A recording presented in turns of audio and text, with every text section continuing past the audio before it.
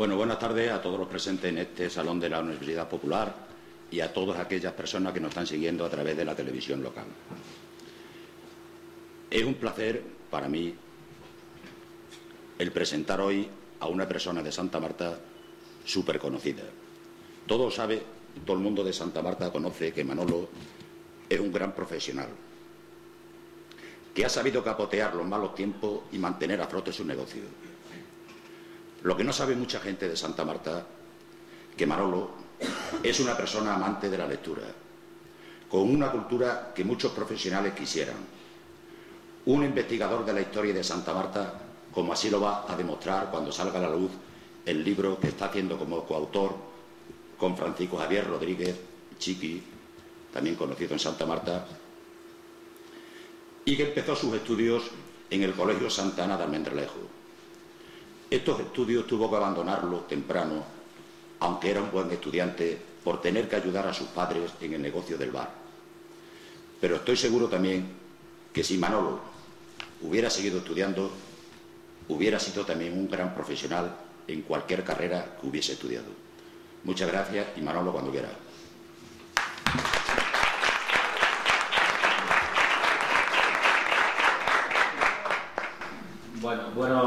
Buenas tardes a todos. En primer lugar, les voy a dar las gracias a la organización de esta jornada por ofrecerme la posibilidad de participar en ella. Es un placer para mí hoy estar con todos ustedes y, como sabéis, mi profesión no es la de conferenciante, pero por lo que me debéis a perdonar si tengo un poco de menos experiencia que tirando cañas o transportando platos. Pero bueno, espero suplir esa falta de experiencia en estos eventos con mi gran afición por la historia de nuestro pueblo. Hoy no voy a hablar de caña, ni de plato, ni de Cuba Libre, sino de la evolución de los nombres de las calles de nuestro pueblo y los condicionantes sociopolíticos en los que se cambiaron sus nombres. Pero antes tengo que informaros como ha dicho antes Martínez, del proyecto en el que llevamos trabajando casi 3 años, Francisco Javier Rodríguez Jiménez, Sergio Riesco, que es un profesor de la universidad que trabaja en Madrid, ha hecho trabajo sobre la reforma agraria en Extremadura y yo mismo. El tema del libro es Santa Marta durante la República y la Guerra Civil. Pero como este trabajo es bastante extenso, tenemos que combinar todas las fuentes, el ayuntamiento, el casino, las hemerotecas diversas, los archivos de Salamanca y tal, entonces lleva bastante tiempo hacerlo. Todos los datos y hechos que voy a narrar aquí, que vamos a narrar, están totalmente documentados. Como dijo uno de los historiadores más famosos españoles, que se llama Elviña, es la labor del historiador cambiar el mito por el dato. La charla va a estar encaminada en recordar la memoria de personajes que están muy olvidados en la historia de Santa Marta. Como por ejemplo son Fernando de Baseres, Ricardo Burguete, Felipe Solís y José III Torrado. A los mayores algunos les sonarán algunos nombres, otros no habrán oído hablar siquiera de ellos, a lo mejor por Baseres por la calle, a José III por la fundación, y para otros pues no les sonará absolutamente nada. Estos figuraron en el callejero de nuestro pueblo, algunos durante bastante tiempo y algunos, como Baseres, por ejemplo, que continúa todavía, ¿no? Y aunque tuvieron una importancia bastante grande en lo que es la nomenclatura de la calle. A pesar de vivir en un pueblo chiquinino, como le gusta decir a alguna gente, hubo muchos casos en los que Santa Marta tuvo una gran repercusión a nivel nacional. Y aunque os parezca un brindis al sol, os vais a dar cuenta de que no es ningún farol. Bueno, vamos a empezar a situarnos en el siglo XIX, en el año 1871. En un acta de pleno, pues, salen las calles de Santa Marta. Como estáis viendo, las calles son totalmente conocidas, ¿no? Hay la calle Solana, la calle Vieja, la calleja del Pilar, la calleja de la Cárcel, la calle Fuente Nueva, la calle Sol, la calle Bermejo, la calle Las Piedras, la calle Lagarto, el Cementerio, la calle Fuente Nueva, la calle Los Mártires, la calle Almendral, la calle Portugalejo, la calle La Parra y la calle El Medio. Y luego siguiendo más calles, pues también las conocéis todas perfectamente: la calle El Molino, la calle Badajoz, la calle La Luna, la Plazuela de la Virgen, la calle Telégrafo, la calle La Morera, la Carretera, la calle Alta, el Convite y la calle El Cerro. Haciendo un repaso de esta tabla, nos damos cuenta que, a pesar de haber pasado 140 años, los nombres han cambiado muy poco. Incluso alguna gente le sigue llamando por los mismos nombres que aparecen aquí. Conocemos casi todas las calles. Una que no sabíamos dónde estaba, ya la hemos ubicado, que es la calle Sol, que era un nombre muy bonito y no sabíamos dónde estaba ubicado. Ya, gracias a hablando, pues se entiende la gente, ¿no? Ya sabemos la calle Sol. La calle Sol es la que estaba justo en la que se conocía popularmente como la calle del taller de Rufo y Benito. Esa era la calle Sol. Entonces, también nos damos cuenta, hombre, que en el año 1871 Santa Marta contaba ya también con una estación de telégrafo, que era bastante importante, y eso hacía a ser una mini cabecera de partido, porque todos los pueblos como Feria, La Morera, La Parra, Nogales, el Entrín Bajo, el Entrín Alto, todos esos pueblos tenían que venir a hacer sus gestiones, poner de telégrafo o a echar correo o cualquier cosa, tenían que venir a Santa Marta. Y bueno, ahora vamos a pasar a una cosa curiosa que hubo en la Primera República, que es una de las partes menos conocidas de nuestra historia. Y en esa época había un teniente de alcalde que, no sé, sería un ferviente republicano, y el hombre pues dice: pues esto hay que cambiarle los nombres a las calles, porque estos nombres son muy viejos, y ahí con las ideas de progreso y civilización hay que cambiar esas calles porque son de un origen muy oscuro y hay que cambiarlas. Y entonces pues se le ocurrió, como estáis viendo, cambiarle los nombres de las calles. A la calle Solana le pusieron Cantarrana, la calle Vieja de Soledad, la calle Bermejo Magdalena, la calleja del Pilar Tetuán, la calleja de la Cárcel Arrepentidos, la calleja de Lagarto Afligido, y en fin, Fuente Nueva, Victoria, y la calle El Molino San Fernando, Almendral Concepción, Badajoz Imperial, la calle La Luna Santa Bárbara, la calle La Virgen Isabel la Católica y la calle El Medio Gloria. La verdad es que esto no duraría mucho, igual que al mismo tiempo que la Primera República, que le pusieron la niña bonita, y duraría pues casi nada. Lo que son curiosos, por ejemplo, el caso de la calle Solana, ¿no? Bueno, canta rana, o serían porque oirían cantar la rana del arroyo El Pilar, me imagino, ¿no? Y lo de afligido por lo de la calle a la cárcel también es bastante significativo, ¿no? Y arrepentidos pues también, arrepentido es la calle a la cárcel, y afligido me imagino que pues, la gente iba al cementerio, pues iban afligidos, ¿no? Y ahora vamos a contar una anécdota que ocurrió. La placa está puesta aquí muy cerquita de donde nos encontramos. Pues cuando se concedió la primera escuela de taller de Santa Marta, que era Paco Marroquí, mi primo era el alcalde, pues donde está actualmente la biblioteca municipal se encontraba en Los Altos, era el almacén del ayuntamiento, y en Los Altos había muchos papeles viejos y muchas cosas. Y bueno, Juan Manuel era el responsable del taller de cantería, y entonces pues subió arriba, y entre muchos papeles viejos y muchas cosas, vio una placa de mármol de esta que se pone en las calles, el cual no sería su sorpresa, claro, al ver que en la placa se leía, claro, dificultoso, no se veía bien, ¿no? Porque ahí está restaurada ya totalmente, ¿no? Plaza de la República Federal. Y le da la vuelta y pone Plaza de la Constitución. Entonces pues eso se restauró, y hoy, como veis, es la que luce ahí aquí al lado donde estamos ahora mismo, en la Plaza de la Constitución. Ahora, ya haciendo un ligero repaso por las calles más céntricas, nos encontramos con dos personajes bastante ilustres de la historia de Santa Marta, como son Francisco Neila y Ciria y Fernando de Baseres Alzugaray. A finales del siglo XIX, la calle Bermejo, que la calle Bermejo era esta, la que actualmente se llama Francisco Neila, cambió su nombre por el del héroe de la Guerra de Cuba. Y de Francisco Neila, pues la verdad es que yo no voy a hablar mucho porque durante muchos años en la revista de feria han comentado todo lo habido y por haber de este hombre. Entonces, yo lo que quiero comentar, bueno, pues solo las jornadas culturales que hubo y tal, y de Francisco Neila, pues vamos a pasar a la calle Fernando de Baseres. En la calle Fernando de Baseres, este hombre fue la gente pensaba que era gallego, pero no es cierto. Este hombre nació en Buenos Aires, aunque algunos pensaban que había emigrado a Argentina.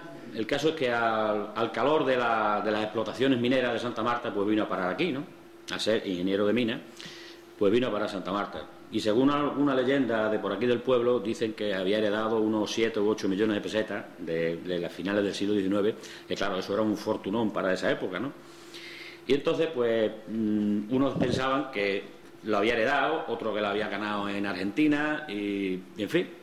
Pues el caso es que vino aquí a Santa Marta y aquí pues siguió ampliando su fortuna, compró también, por ejemplo, la heladería de San Martín Gil, y luego pues se hizo el famoso, como le decían uno, el palacete de Baseres, otros le dicen la casa de Doña Concha, otros le dicen Villa Sofía. Lo de Doña Concha era porque su mujer se llamaba Concepción González.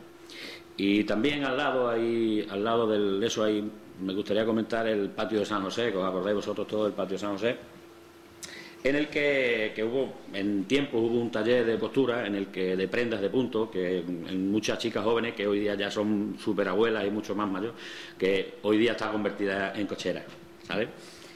Y este que estáis viendo ahí es el palacete de Baseres sobre los años 20. Y este hombre, Fernando Baseres, gobernó Santa Marta desde el final del siglo XIX hasta más o menos la dictadura de Primo de Rivera. Estuvo casi siempre vinculado al ayuntamiento. Una vez estuvo como alcalde, otras veces como teniente de alcalde y otras veces, pues bueno, pues como simple concejal, ¿no? Pero su poder fue, al parecer, bastante elevado. La mayoría de los asuntos municipales acababan siendo decididos por él, ¿no? Y luego ya, cuando en los años 20 entraron en el ayuntamiento unos 2 concejales socialistas que, bueno, pues le ponían bastantes pegas. Él no estaba acostumbrado a esas cosas.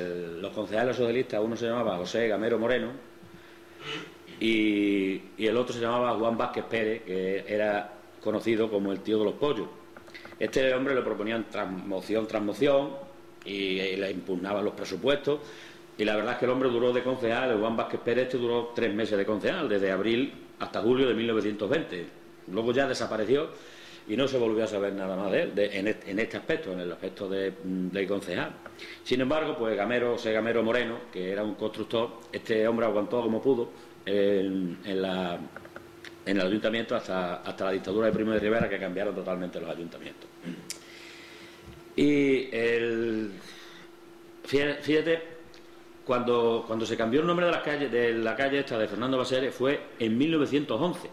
En esa época él era teniente alcalde, pero a ese pleno pues no asistió.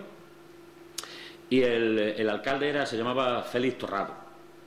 Y encima, bueno, pues propuso a los concejales que había que cambiar el nombre de la calle porque no había traído la luz eléctrica, tenía una fábrica de pan, hermosos edificios, claro, suyo, ¿no?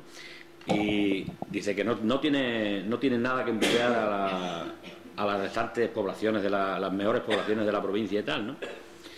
Y entonces, aparte de estos logros, una de las obras más significativas de este hombre fue el cementerio municipal, que hoy día sigue todavía, a pesar de haberse ampliado, el cementerio municipal que se inauguró con el siglo XX, en 1900. De este hombre pues se decía que era un hombre bastante afable, que al final de su vida, pues la costumbre que hacen la mayoría de los hacendados en Santa Marta, que irse a vivir a Badajoz. Y allí se fue a vivir a Badajoz, en una casa en la calle Arco Agüero, y falleció en 1944. Y está enterrado en el cementerio que él mandó construir, como vosotros sabéis si habéis visto la lápida. Ahora vamos a pasar a la calle Almendral. La calle Almendral es una calle que ha variado mucho a lo largo de los años. Pero hay unos condicionantes bastante interesantes, sobre todo de este personaje que vamos a hablar ahora, que sí que es un hombre desconocido. Este hombre se llamaba Ricardo Burguete y Lana, era general, un experto militar y amigo de Francisco Neila. Aprovechando que era en el año 1921 era gobernador militar de Badajoz, y con la amistad de con Neila, pues dice, bueno, pues aprovechando que viene y tal, se lo comentó a Fernando de Baseres, y entonces pues organizaron un recibimiento estruendoso aquí en Santa Marta, y le hicieron, aprovechando que venía este hombre, pues lo dedicaron, le hicieron hijo adoptivo de Santa Marta, le hicieron de todo al hombre. Voy a saltar un poquito por no leer todo. Luego, pues como todas las cosas se van olvidando, ¿no? Este hombre, después del recibimiento casi rayano en la pleitesía, le mantuvieron el nombre de la calle hasta el comienzo de la Guerra Civil. Este hombre fue alto comisario de España en Marruecos, general en jefe del ejército de África, y luego también fue capitán general de la 6ª región militar, de la 1ª región militar. También fue director general de la Guardia Civil, como os vaya a enterar ahora. Entonces, en el año 27, en Santa Marta hubo un problema con el cuartel de la Guardia Civil.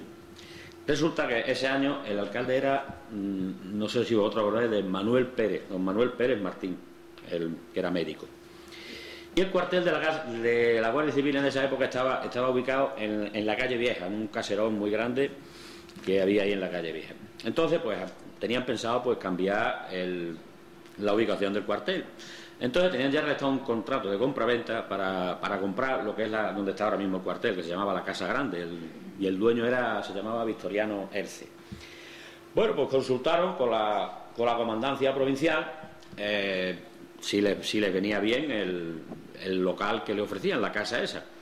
Desde el cuartel, pues le dijeron que bueno, que había bastante deficiencia y que tenían que solucionarla, ¿no? Entonces, pues el ayuntamiento dice, pues sí, haremos algunas mejoras, pero todas las que ustedes nos dicen nosotros no vamos a hacerlas. Entonces, pues el teniente jefe de línea le preguntó si iban a hacerla o no iban a hacerla. Le dijeron, dice, no, nosotros hacemos eso que hemos dicho y no hacemos nada más. Y bueno, pues entonces se lo comunicó a la comandancia de la Guardia Civil, y si ni corto ni perezoso, dice, amigo, dice, hemos topado con la Iglesia, como decía Don Quijote a Sancho, ¿no? Dice, aquí en este caso hemos tomado con la Benemérita. A los pocos días se recibe en la oficina del ayuntamiento un comunicado en el que le dicen, se anula el puesto de la Guardia Civil de Santa Marta, se traslada a la corte de pelea, y el teniente jefe de línea se va a la Fuente. ¡Ostras! Aquí en el pueblo, pues la noticia cayó como una bomba, ¿no? Esto no podía ser, había que hacer algo. Y entonces alguien pensó en el general Burguete. Dice, claro, era director de la Guardia Civil, ¿no? Dice, bueno, pues nos tiene que ayudar. Entonces, pues le dijeron a dos concejales ya maduros, que uno de ellos incluso había sido diputado provincial, que se llamaban Pascual González del Solar y José González Huguera, los mandaron a Madrid para que se entrevistaran con Burguete. Y entonces, pues nada, fueron a Madrid, se entrevistaron con Burguete y, bueno, la misión madrileña al parecer tuvo su fruto. Unos días más tarde, pues recibieron una comunicación aquí en Santa Marta en la que preguntaba si estaban dispuestos a hacer las reformas que habían pedido la Guardia Civil. Y entonces, bueno, urgentemente le contestaron todas las que hicieran falta, ¿no? Sin ninguna duda, todas las que hagan falta. Entonces, bueno, pues se compró la casa, que costó 32.500 pesetas, la cedieron gratuitamente a la Guardia Civil y se comprometieron a velar por su conservación. Tanto es así que, como hoy veis, ¿no? Todavía muchos sabéis que hoy día siguen respetando ese acuerdo y se sigue pagando todas las reformas del cuartel de la Guardia Civil. Bueno, y continuando con Ricardo Burguete, cuando se proclamó la República, pues el hombre se jubiló, estaba jubilado ya del ejército, bueno, fue director general de la Cruz Roja. Y este hombre pues fue evolucionando desde un conservadurismo así moderado a posiciones incluso cercanas al socialismo. Incluso en el año 32 solicitó su ingreso en el Partido Socialista, pero se lo denegaron por por su actuación en la represión de la huelga minera que hubo en 1917 en Asturias. Y ahora vamos a pasar al nombre por el que le cambiaron la calle, que no es otro que Gonzalo Queipo de Llano. Como vais a ver ahora, este hombre, Gonzalo Queipo de Llano, se rebeló 2 veces. Una vez se rebeló para intentar derrocar la monarquía, y luego, como bien sabéis, en el año 36 volvió a sublevarse, pero esta vez contra la República. Este era un tío que lo expulsaron, como he dicho, 2 veces del ejército, instigador radiofónico y represor de los obreros sevillanos. Llegó a ser reconocido incluso como el virrey de Andalucía, y se daba el lujo, de los pocos que se daba el lujo, de llamar a Franco Paca la Culona. Conquistó Sevilla en 1936, durante la sublevación, pues utilizó muchas argucias, ¿no? Entre ellas cogió a los moros y los legionarios que habían venido de Tetuán. Tenía 5 camiones, los montó a los que tenía en los camiones y les hizo dar vueltas por Sevilla totalmente, venga a dar vueltas, y claro, y así pues pensaba que había muchos más, ¿no? Y cogió el tío y programó el bando de guerra por la radio, y parece que le cogió el gustillo a eso de hablar por la radio. Durante año y medio, desde que empezó la guerra, y 1 año y medio después, a las 10 de la noche, todos los días, con el fin de animar a los partidarios del golpe y a los rojillos, pues darle que les diera miedo. Todos los días hablaba por la radio y aludía mucho, se metía mucho con la virilidad de los milicianos, y unas palabras más o menos de las que decía era: nuestros valientes legionarios irregulares han demostrado a los rojos cobardes lo que significa ser hombres de verdad, y a la vez a sus mujeres. Esto está totalmente justificado porque estos comunistas y anarquistas predican el amor libre. Ahora, por lo menos, van a saber lo que son hombres de verdad y no milicianos maricones. No se van a librar, por mucho que berreen y pataleen. En fin, para terminar con las vicisitudes de esta calle, vamos a contar una historia que protagonizaron, para que vean, los dos protagonistas de la calle esa, Ricardo Burguete y Queipo de Llano. Resulta que cuando la enemistad entre Burguete y Queipo de Llano venía de atrás, en la época cuando la guerra de África, uno de los hijos de Burguete declaró en contra de Queipo de Llano, porque Queipo de Llano era general de caballería y tenía que haber ido a auxiliar a las tropas de infantería. Y el hijo de Burguete, que se llamaba Luis, que es este que está a la izquierda mía, bueno, no sé, a la derecha, el de la derecha, ese declaró en contra suya, ¿no? Bueno, pues en el momento cuando empezó la guerra, el Luis estaba en Sevilla, y bueno, se permaneció fiel a la República, y lo primero que hizo, lo fusilaron. El segundo hijo, el que fusilaron fue a Luis. El que fusilaron primero fue a Luis. Y luego el otro hijo que le quedaba, porque el segundo, que se llamaba Ricardo, que es este que está al lado de él, ese había muerto en el año 33 de causas naturales, bueno, de heridas de la guerra de África y esto. Y el único hijo que le quedaba, pues estaba en Málaga, y cuando la conquista de Málaga por el general italiano Roata y mismo Queipo de Llano, pues lo mandó fusilar también al Manuel, el único hijo que le quedaba. Y entonces este hombre ya en el año 37 estaba muy enfermo, pero le escribió una carta que publicaron los periódicos en la zona republicana, en la que le decía así: cobarde, perjuro y 2 veces traidor, miserable, solo tú, miserable, cobarde y borracho, has sido capaz de fusilar también en estos días a mi tercer hijo. Bien cuadra tu misión de gallina mojada en alcohol en tu corazón de verdugo y en tu dura cabeza de buey con ejercicio y servidumbre. Tú, miserable cobarde, abofeteado en un café de Madrid por uno de los hijos del general Primo de Rivera, al oírte hablar del mal del muerto que a quien tanto temiste en vida, quedándote con las bofetadas y gritando que pegaban a un sexagenario que no se podía batir. Eres un animal sano de cuerpo, aún corrompido de espíritu, pero de espíritu bovino, a quien, como definitiva rúbrica de cuanto escribo, escupo en la hedionda boca por donde aspira tu cobardía servil y tu corazón de cobarde, y no maldigo en 100 generaciones porque bastante deshonra les legas con tu apellido mancillado en el mundo entero y tu historia intrépida de cobarde y vengativo asesino, cuyas manos ensangrentadas ni en ti ni en los tuyos se verá nunca limpia.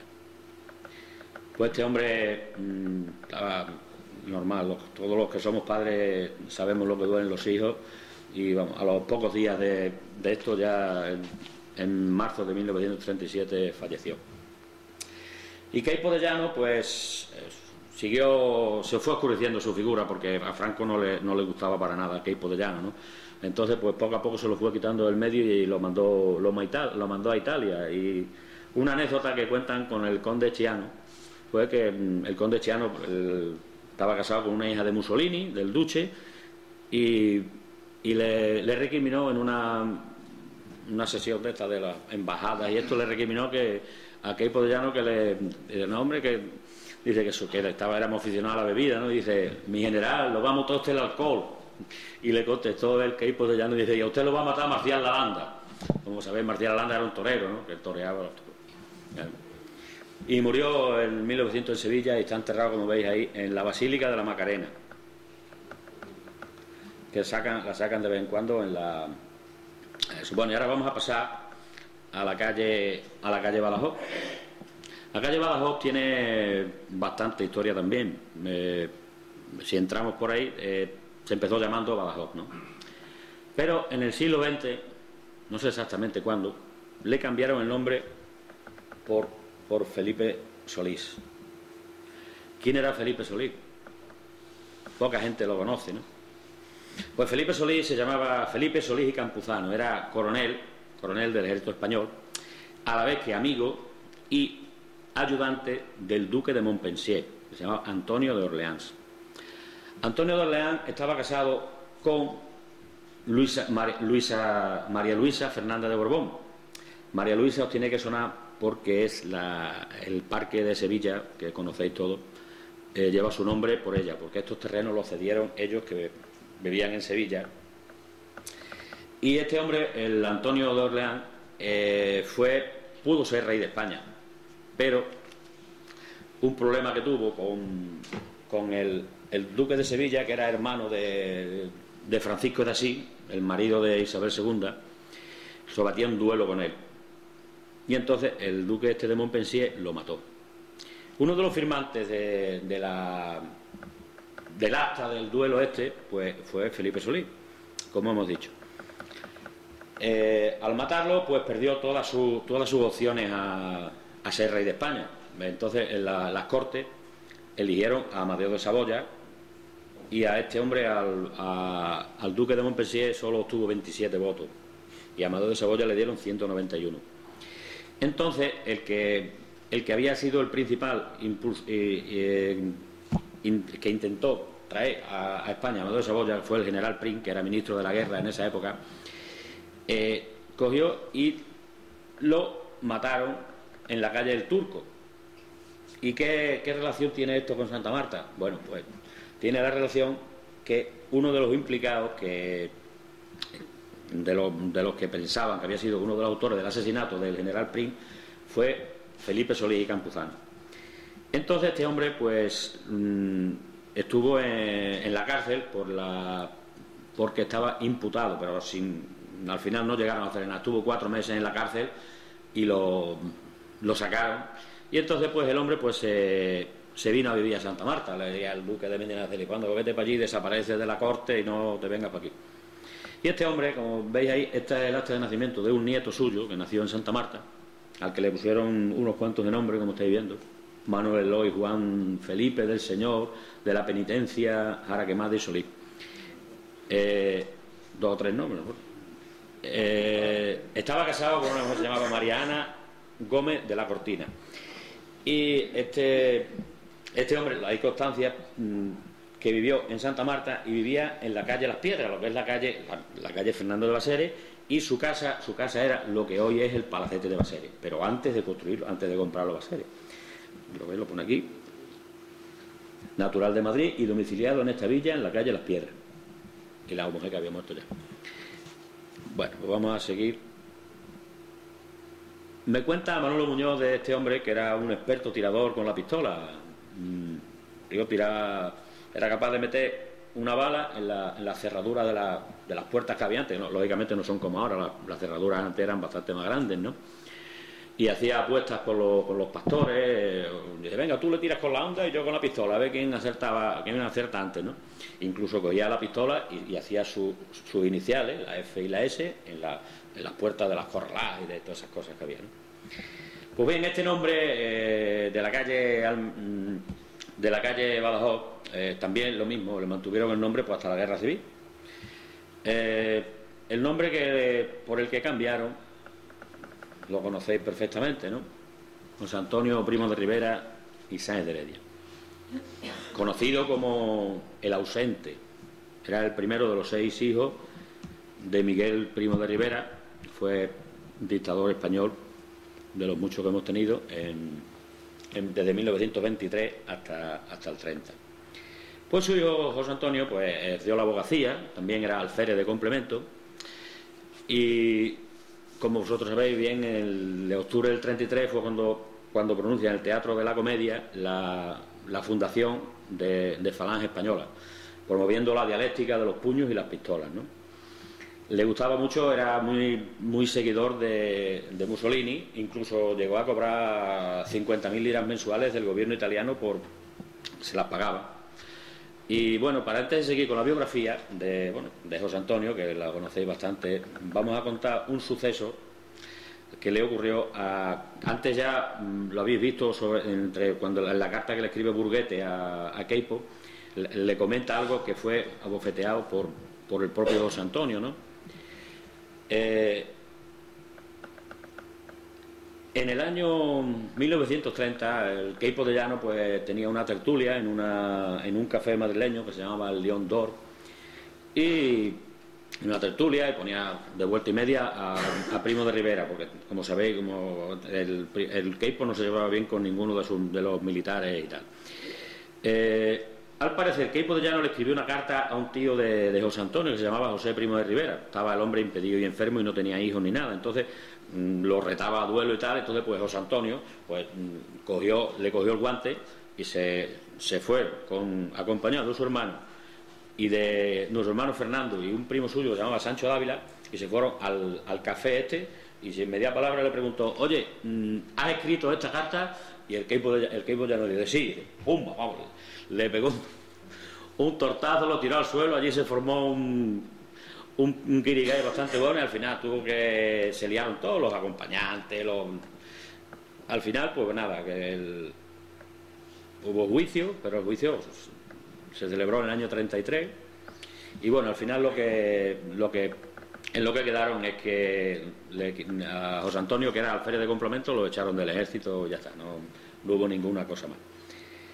Bueno, Primo de Rivera, como sabéis, esa vez se libró de la cárcel, pero en las elecciones de 1933 consiguió hasta de diputado por Cádiz, pero no por Falange, sino por una coalición monárquica.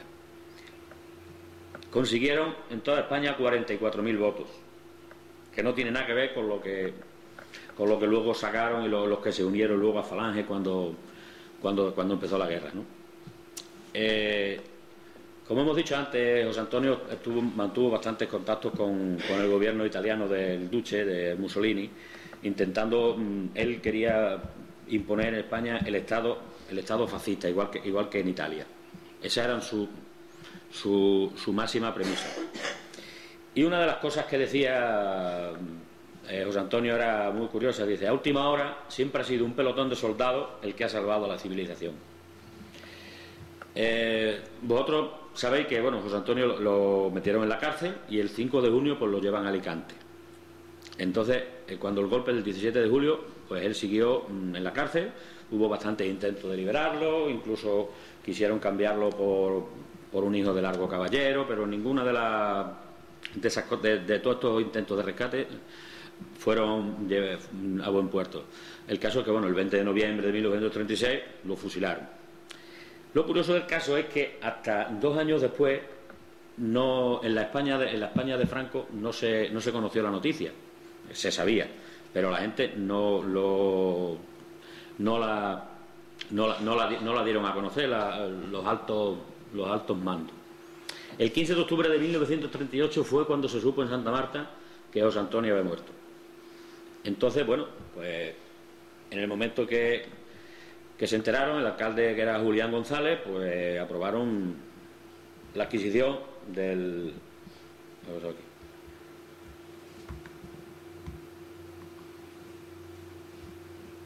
La adquisición del retrato famoso que anda por todo lo... Se ha visto en todo eso. Bueno, vamos a ir ahora ya para casi terminar el recorrido por las calles. Vamos a girar un poco a la izquierda, aunque vayamos en dirección prohibida. Nos vamos a ir a la calle que actualmente se llama Fernando Pérez Marqués, que antes, como sabéis todos, pues se llamaba la calle La Parra. Y ahora vamos a hacer un flashback otra vez. Vamos a ir al siglo XIX y vamos a hablar de este hombre que se llamaba José III Torrado. Nació en Barcarrota, estudió Derecho en la Universidad Central de Madrid, muy amigo de uno de los personajes republicanos del siglo XIX que se llamaba Manuel Ruiz Zorrilla, y fue gobernador civil de la provincia de Badajoz. Este hombre estaba ligado a la Institución Libre de Enseñanza y estaba casado con Carmen Torres. Tenían un hijo y este muchacho se llamaba José III Torres, y al morir les dijo a los padres, como los que habéis visto, lo de la fundación, dice: haced el bien y que es lo único que podrá consolaros. Entonces, pues bueno, cuando murió su hijo decidieron fundar la institución de la Fundación III Torres, pero esto no se llevó a cabo hasta que no murió su mujer. En el periódico de Badajoz de la coalición, era un periódico republicano, hablaban bastante de III Torres, y bueno, lo que son los obituarios, cuando eso siempre ponía, como veis, las franjas negras estas, y le dedicaban, pues bueno, un obituario bastante extenso en el periódico este de la coalición el 6 de junio de 1902. Entonces, cuando ya murió su mujer, el amigo Juan Uña, que era amigo de III Torres, fundaron lo que es la institución que hoy día sigue en vigor, que es la Fundación III Torres. Lo que no sé es qué pasó con lo extenso del patrimonio que se donó a la fundación. Eso es una historia que alguna vez alguien la averiguará. Y ahora, bueno, vamos a pasar. Este hombre le cambiaron la calle en la época de la Guerra Civil, pues lo mismo que pasó con la calle Badajoz. Le pusieron, pues, Calvo Sotelo, y de Calvo Sotelo, bueno, pues más o menos la historia es bastante conocida, ¿no? Que era diputado, fue ministro de Hacienda con Primo de Rivera, y el 12 de julio, pues, mataron al teniente Castillo, y en represalia, pues, los guardias de asalto cogieron a Calvo Sotelo y lo mataron. Y entonces, pues, este nombre de Calvo Sotelo estuvo en la calle La Parra, pues hasta el cambio de masivo que hubo sobre la década de los 90, a mediados de los 90, hubo un cambio masivo de calles, ¿no? Entonces ya le cambiaron el nombre, y la verdad es que fue también lo mismo que con las calles anteriores, que digno sucesor de José III, que Fernando Pérez Marqués, también muy ligado a la Institución Libre de Enseñanza. Y ¿qué os puedo decir yo de don Fernando? Pues don Fernando, pues más o menos se sabe casi todo. Yo, hombre, con sus hijos, con Fernando, a quien recuerdo con mucho cariño, e Isabel María, con quien me une una buena amistad, os han hablado mucho de él, ¿no? Yo os diría alguna cosa de don Fernando, por ejemplo, una cosa que está muy bien en el retrato este, lo define perfectamente, ¿no? Dice: el maestro, un hombre menudo, gasta bigote recortado y protege su modesto traje oscuro con un extraño guardapolvo gris. Va escribiendo en el cerado las tareas de la jornada. Sesión de mañana, sesión de tarde. Escribe con primorosa caligrafía, y se expresa con una corrección desusada, casi anacrónica. No tuve la suerte de ser su alumno, pero los que fuisteis discípulos suyos, todos habláis con mucha nostalgia de sus métodos. Aunque no le faltaba la vara de Avellano, pero no la usaba tanto como otros enseñantes de la época. La letra con sangre entra. No, hombre, no hace falta pegar y sembrar una atmósfera de terror como hacía algún vecino suyo en las escuelas de los altos del casino. Para ilustrar su pensamiento basta con esta frase también que escribió él. Dice: ¿no habéis vuelto a recorrer alguna vez, al cabo de 20, de 30, de 40 años, las estancias que correteasteis en vuestra niñez? Os aseguro que es una emoción profunda, teñida de una suave, de una dulce nostalgia que embarga el espíritu. Bueno, pues Fernando Pérez Marqués, como sabéis, murió en 1993 y poco después le pusieron el nombre que hoy día pues sigue en el callejero. Ahora, para terminar el recorrido, os voy a poner como estáis viendo, un poquillo de publicidad de alguna gente, ¿no veis? Primitivo Yola, la calle Felipe Solís, José Calle Redondo, la calle General Burguete, José Hernández Piter, también la calle Felipe Solís, Gabriel Catena, la calle Burguete, Andrés Lozano, Zacarías. Y ahora ya, para terminar, me gustaría hacer un homenaje a mucha gente que hoy día están totalmente desconocidos, ¿no? Que fueron los concejales que salieron elegidos en las elecciones del 12 de abril de 1931. Entre 1931 y 1979 no volvió a haber ninguna consulta electoral municipal. Son unos desconocidos para la mayoría de nosotros, por eso me gustaría que los vayáis conociendo. Fueron los precursores de la democracia en Santa Marta. Como estáis viendo, aquí los tengo puestos por orden de votos que sacaron en esas elecciones. En esas elecciones, el Partido Radical y el Partido Socialista fueron juntos a las elecciones. Una cosa impensable en esta época, ¿no? Como también pasó hace poco tiempo. Bueno. Y fueron los que estáis viendo, mira, Diego Bolaños Ponce fue el que más sacó, 313. Jerónimo Rueda Benítez, 309. Demetrio Gordillo Vega, 308. Zacarías Caballero de León, 300. José Hernández Pitel, 296. Manuel San Pelayo Mata, 275. Tengo que decir que Manuel San Pelayo Mata fue el primer alcalde republicano que hubo en Santa Marta, el año 1931. Primitivo Oyola Mulero, 274.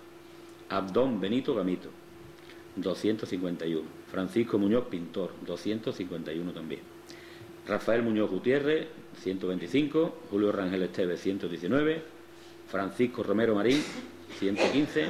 Y Andrés Lozano Rodríguez, 176.